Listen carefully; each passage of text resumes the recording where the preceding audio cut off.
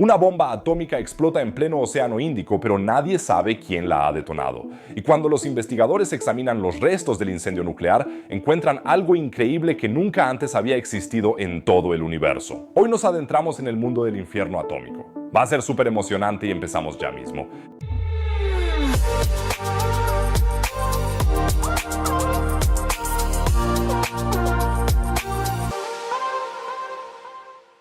Hay gente que dice que el mundo se ha vuelto más pacífico gracias a las bombas atómicas, porque la disuasión nuclear incluso evita los conflictos. No dudéis en escribirme en los comentarios qué opináis al respecto. Sea como sea, la ciencia que hay detrás es súper interesante. Y si estos temas os fascinan tanto como a mí, ¿por qué no os suscribís ya al canal? No cuesta nada, no os perderéis ningún vídeo y me ayudaréis muchísimo. Y si ya estáis suscritos, no dudéis en darle un me gusta al vídeo.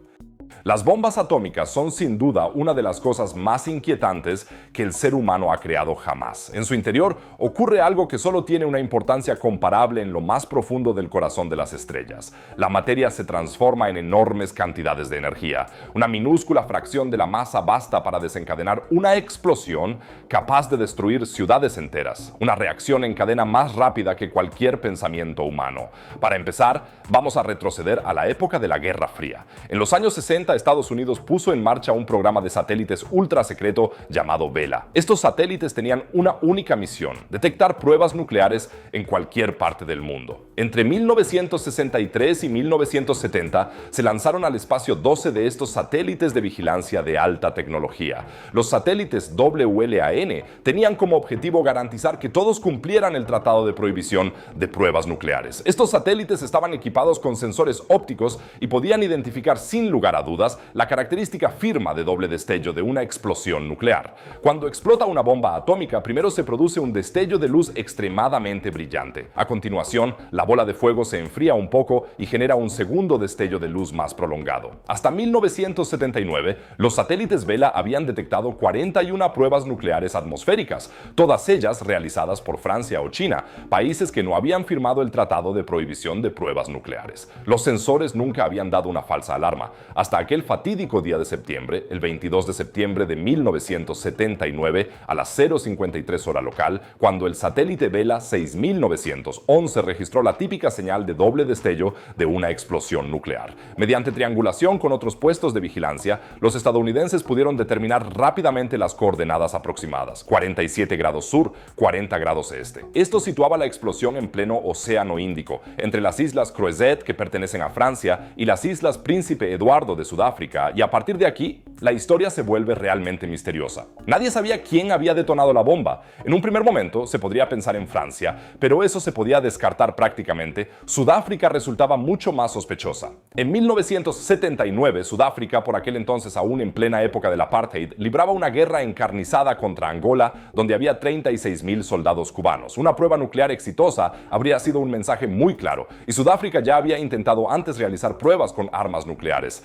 Pero la historia se complica aún más porque Sudáfrica tenía un socio secreto: Israel. Ambos países eran aliados cercanos en los años 70. Al parecer, ambos trabajaban en secreto en el desarrollo de armas nucleares. Sudáfrica tenía las materias primas, Israel tenía los conocimientos técnicos para construir armas nucleares. Pero la pista más impactante viene de Dieter Gerhard, un espía condenado por trabajar para la Unión Soviética. Dijo que el relámpago fue provocado por una prueba israelí-sudafricana con el nombre en clave de Operación Fénix. Cuando el gobierno de Carter se dio cuenta de lo que podría haber pasado, formó un comité de investigación formado por 8 científicos destacados. Al panel se le encargó únicamente que comprobara si el doble destello podría haber sido un fenómeno natural y no una bomba atómica. Y lo que es aún más extraño, a los científicos se les negó el acceso a la información más importante de los servicios de inteligencia. No pudieron ver ni los registros hidroacústicos ni otras pruebas que pudieran apuntar al responsable. El panel de Reiner llegó a la conclusión en 1980 de que el incidente del Vela probablemente no se debió a una explosión nuclear, sino a un meteorito que podría haber impactado contra el satélite. ¿Por qué este encubrimiento? La respuesta está en la geopolítica. Al parecer, Estados Unidos no quería acusar públicamente ni a Israel ni a Sudáfrica de realizar pruebas nucleares ilegales. A pesar de todas las tensiones, ambos eran aliados importantes para Estados Unidos en una situación mundial compleja. Por cierto, este es un patrón que se repite a lo largo de la historia. A veces, las consideraciones políticas son más importantes que que la pura verdad. Hoy, más de 40 años después, el incidente de Vela sigue sin resolverse oficialmente y los documentos siguen siendo secretos. En septiembre de 1979, lo más probable es que alguien detonara una bomba atómica y a día de hoy seguimos sin saber quién fue realmente.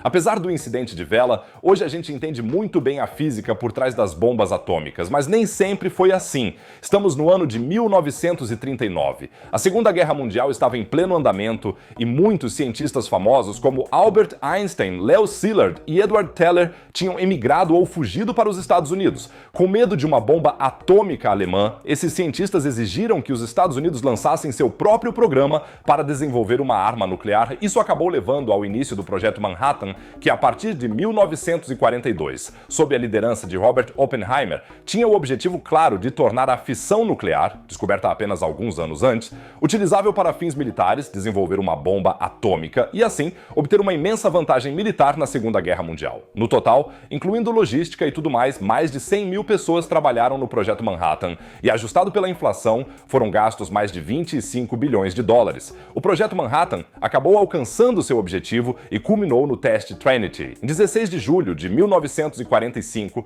a poucos quilômetros da cidade de pesquisa, no chamado White Sands Proving Ground, ocorreu a primeira explosão de uma arma nuclear da história da humanidade. Imagina só, os físicos envolvidos no Projeto Manhattan estavam lá, esperando a detonação, sem ter certeza do que iria acontecer. Afinal, era a primeira detonação de uma arma nuclear da história. E naquela época, havia vozes sérias na comunidade científica que achavam possível que uma arma nuclear desse tipo pudesse desencadear uma reação em cadeia incontrolável que acabaria por atingir a atmosfera do planeta e destruir tudo. A ideia deles era essa: a enorme explosão atômica simplesmente não pararia em nenhum momento. A reação em cadeia nuclear continuaria se espalhando cada vez mais, chegaria à atmosfera, a incendiaria, e isso seria o fim do mundo, já que essa reação em cadeia nunca mais pararia ou só pararia quando o planeta estivesse destruído.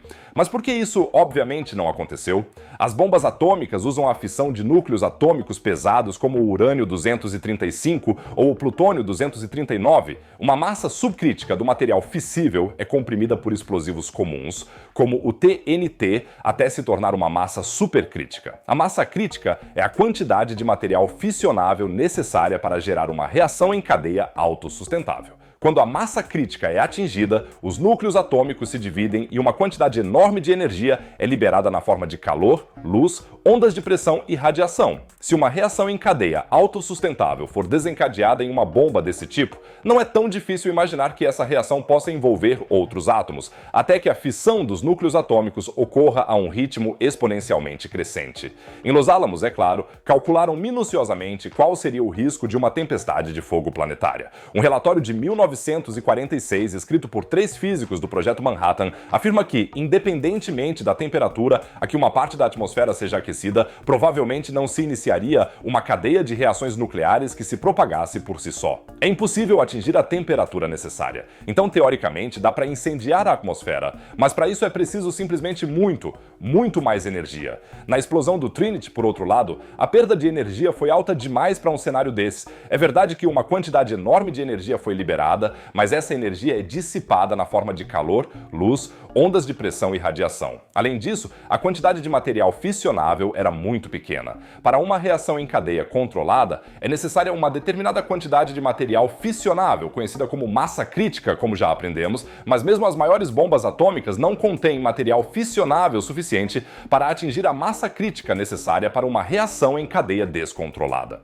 Outro aspecto que tornou impossível a reação em cadeia apocalíptica é a ineficiência da fissão nuclear. Apenas uma pequena porcentagem dos átomos do material fissionável é realmente fissada durante a explosão de uma bomba atômica. Para manter uma reação em cadeia, praticamente todos os núcleos fissionáveis precisariam ser fissados, o que não é possível na prática. Além disso, mesmo que conseguíssemos construir uma megabomba gigantesca com a reação em cadeia atômica perfeita, as condições na atmosfera não seriam exatamente ideais, já que temos densidades, pressões e temperaturas diferentes em todos os lugares. Para uma reação em cadeia contínua, a atmosfera seria muito mais adequada. Foi importante pensar no que poderia acontecer e assim escapamos do fim do mundo, por enquanto.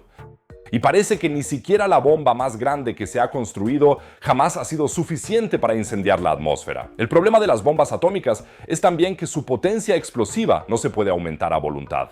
En cambio, en el caso de la bomba de hidrógeno, en teoría no hay límite máximo. El principio es genial y al mismo tiempo aterrador. La explosión atómica en sí solo sirve como detonador para desencadenar una fusión nuclear, igual que en el Sol. Así que, en teoría, una bomba de hidrógeno puede llegar a ser infinitamente potente. Solo hay que añadir suficiente hidrógeno. Los científicos soviéticos, liderados por el físico Andrei Sájarov, se pusieron manos a la obra. El resultado fue monstruoso, un monstruo de 8 metros de largo, 2,6 metros de diámetro y nada menos que 27 toneladas de peso. A modo de comparación, la bomba de Hiroshima pesaba apenas 4 toneladas. Así nació la bomba del zar, y era tan grande que ni siquiera cabía en la bahía de bombas del bombardero soviético Tu-95, por lo que tuvieron que fijarla en el exterior del avión para la prueba. En una misión de guerra real, la tripulación del avión no habría tenido ninguna posibilidad de sobrevivir. Por eso, para el vuelo de prueba, los ingenieros desarrollaron un paracaídas gigantesco. Con sus 1.600 metros cuadrados debía dar tiempo a la bomba al lanzarla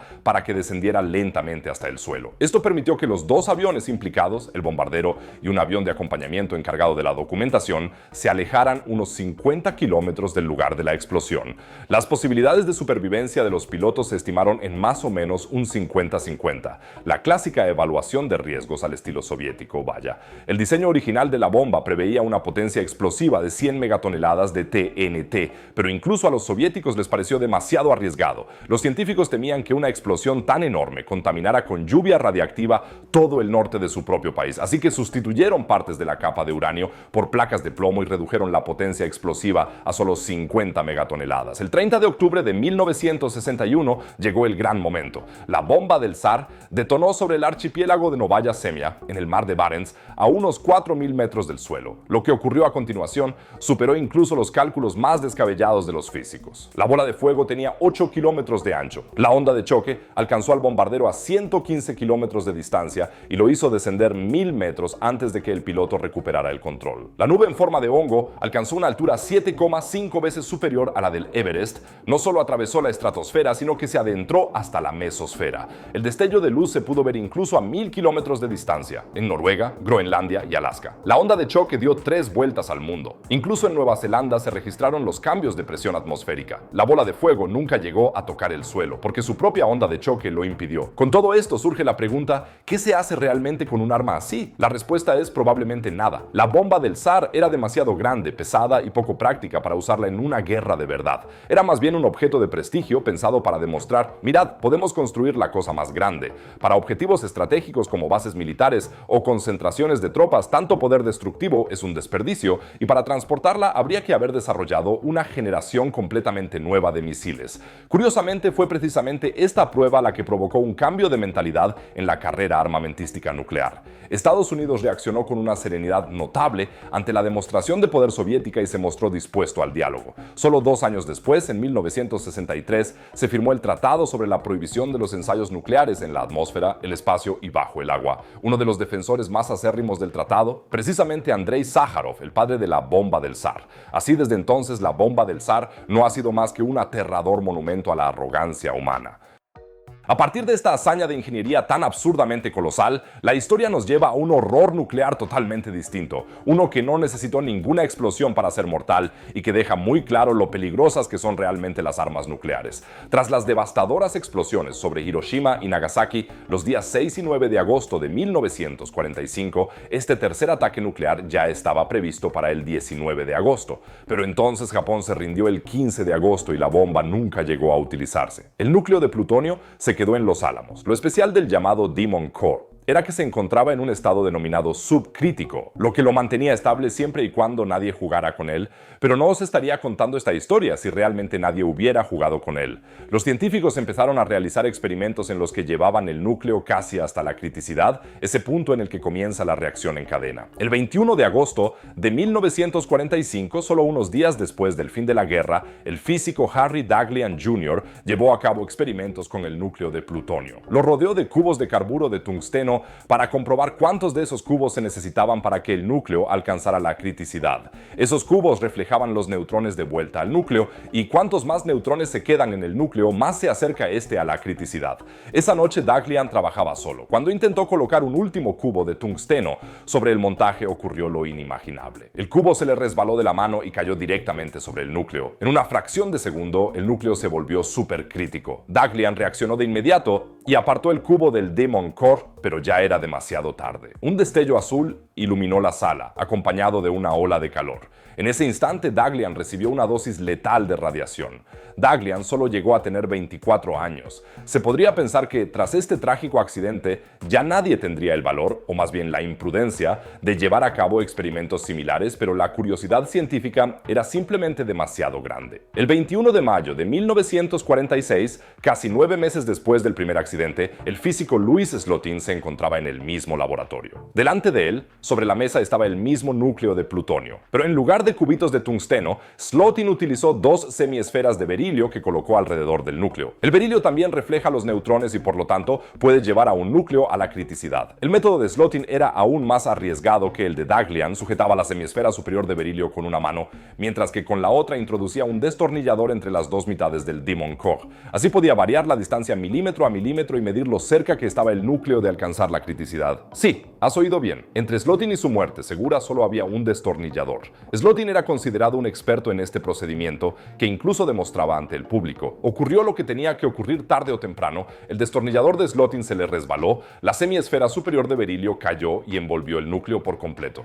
De nuevo se produjo el característico destello azul y la ola de calor, señales de una enorme liberación de radiación. Slotin reaccionó en un santiamén y tiró la semiesfera superior al suelo. Lo que pasó después demostró el carácter extraordinario de este hombre. Aunque sabía que acababa de recibir una dosis letal de radiación, pensó de inmediato en las otras 7 personas que estaban en la sala. Les ordenó que no se movieran, pidió tiza, y marcó la posición de cada uno en la sala para que más tarde se pudiera calcular cuánta radiación había recibido cada uno. Slotin murió solo 9 días después del incidente. Su cuerpo había recibido una de las dosis de radiación más altas que jamás haya sufrido un ser humano. En el verano de 1946, el Demon Core fue finalmente fundido y el material se reutilizó para otras armas nucleares. Las historias del Demon Core muestran lo peligrosos que pueden ser los materiales radiactivos, incluso si no explotan. Una bomba atómica no solo causa una destrucción terrible por su explosión, sino sobre todo por la radiación que libera. Desde 1945 se han documentado en todo el mundo más de 60 accidentes de criticidad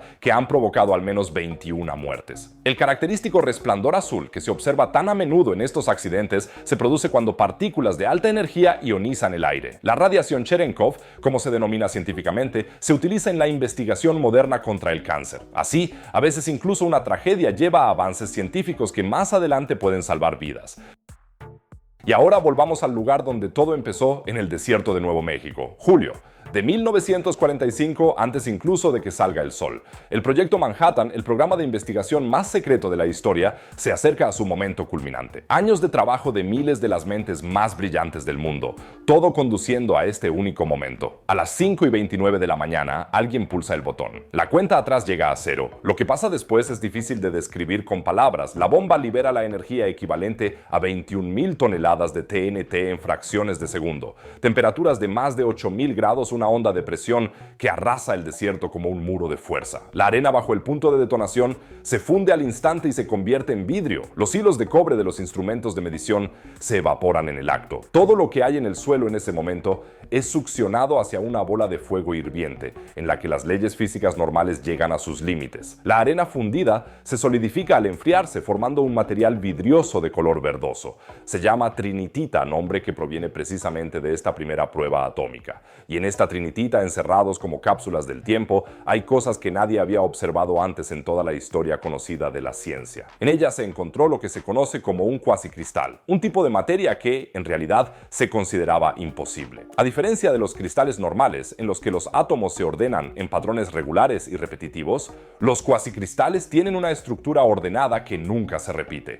Y ahora los investigadores han descubierto un tipo de cristal completamente nuevo, incrustado en una gota rica en cobre, en lo más profundo del vidrio de trinitita. Se trata de lo que se conoce como cristal clatrato y hasta ahora era completamente desconocido, único en el universo. Imagínate una estructura molecular en forma de jaula. Los átomos se disponen de tal manera que forman auténticos huecos en los que quedan atrapados otros átomos, como una celda microscópica de silicio en la que están encerrados átomos de calcio, cobre y hierro. Las jaulas en sí son dodecaedros de 12 caras y tetradecaedros de 14 caras. Este clatrato se formó en el mismo entorno extremo que el insólito cuasicristal. Al parecer, estos cristales no se pueden fabricar de otra manera. Ningún laboratorio del mundo puede reproducir la combinación de presión extrema, calor extremo y esa velocidad de enfriamiento inconcebible. Estos estados de la materia son lo que se conoce como estructuras metaestables. Eso significa que, en teoría, podrían pasar a un estado más estable, pero no lo hacen porque las condiciones que permitieron su formación fueron tan extremas que, en cierto modo, el cristal quedó congelado.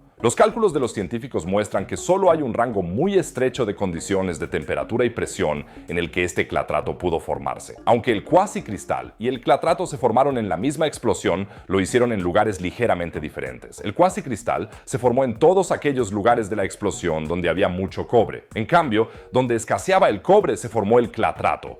Podrían darse procesos similares con los rayos, los impactos de meteoritos o las colisiones planetarias. Si este tipo de estructuras pueden surgir a raíz de fenómenos extremos, ya sean bombas atómicas, impactos de meteoritos o rayos, eso significa que ahí fuera, en el universo, donde las colisiones entre asteroides y planetas son algo habitual y las estrellas explotan, pueden existir materiales de los que hasta ahora ni siquiera sabíamos que podrían existir. Cada vez que algo choca con suficiente fuerza en algún lugar del espacio, podría surgir un material completamente nuevo que no aparece en ningún libro de texto. Si entendemos en qué condiciones se forman esas estructuras, teóricamente podríamos buscar nuevas formas de simular tecnológicamente esas condiciones extremas para crear de forma selectiva materiales con propiedades hasta ahora desconocidas. Espero que este viaje por el mundo de las explosiones nucleares os haya demostrado una vez más lo increíble que es la ciencia que hay detrás de estos sucesos, aunque los propios sucesos sean aterradores. Por supuesto, os mantendré al día aquí en el canal sobre todos los demás descubrimientos fascinantes, así que si aún no lo habéis hecho, pulsad ya mismo el botón de suscribirse. Y hablando de descubrimientos que te dejan sin aliento, ahora dejamos atrás la física nuclear y nos sumergimos en las profundidades de la Antártida. Y es que, bajo un manto de hielo de 1 kilómetro de espesor, los científicos han descubierto una megaestructura gigantesca que parece una mano enorme. Para saber de qué se trata, echad un vistazo al vídeo que aparece arriba a la derecha. No os lo perdáis, abajo a la derecha, como siempre, otro tema sobre ciencia y el espacio. Por lo demás, diría que nos vemos en el próximo vídeo. Que lo paséis bien, chicos.